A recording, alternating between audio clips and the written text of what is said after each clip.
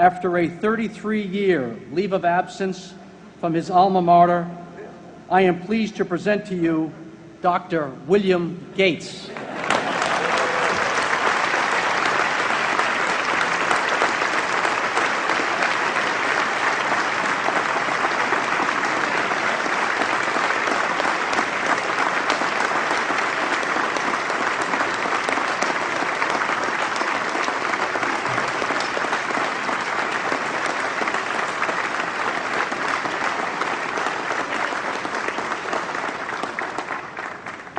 Thank you.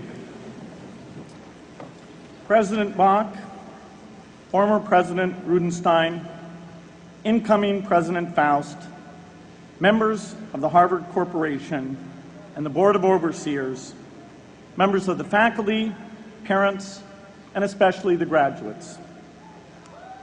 I've been waiting more than 30 years to say this. Dad, I always told you I'd come back and get my degree.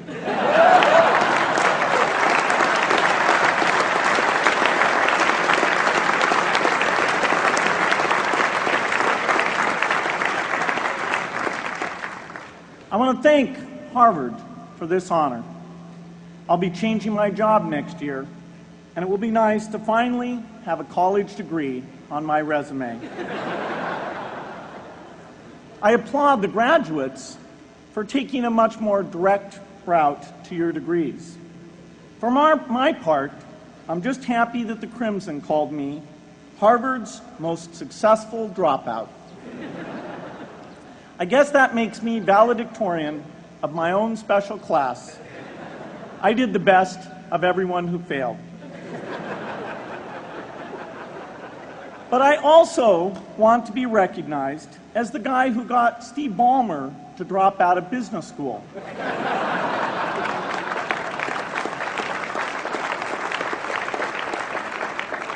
I'm a bad influence. That's why I was invited to speak at your graduation. If I'd spoken at your orientation, fewer of you might be here today.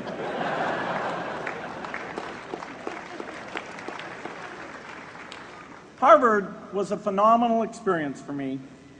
Academic life was fascinating. I used to sit in on lots of classes that I hadn't even signed up for. And dorm life was terrific. I lived up at Radcliffe in Currier House.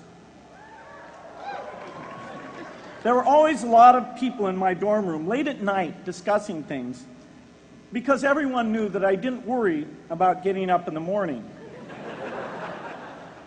That's how I came to be the leader of the antisocial group.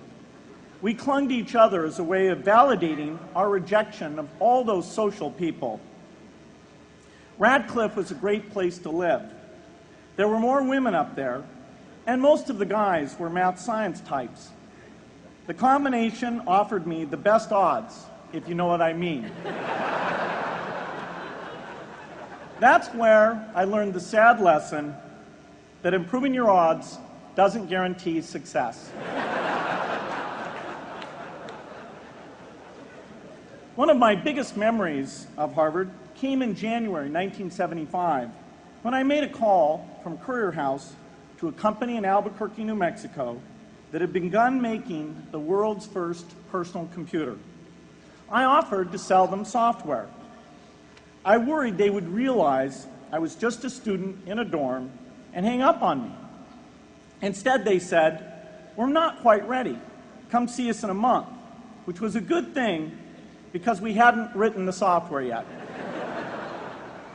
From that moment, I worked day and night on the extra credit project that marked the end of my college education and the beginning of a remarkable journey with Microsoft.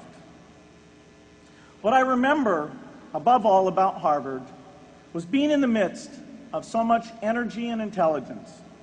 It could be exhilarating, intimidating, sometimes even discouraging, but always challenging.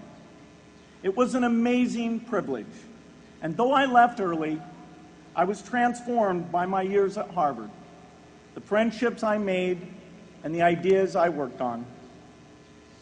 But taking a serious look back, I do have one big regret.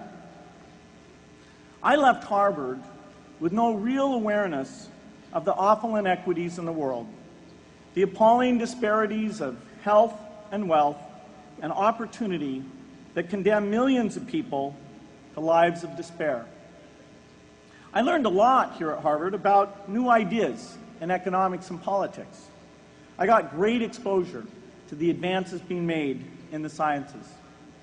But humanity's greatest advances are not in its discoveries, but in how those discoveries are applied to reduce inequity.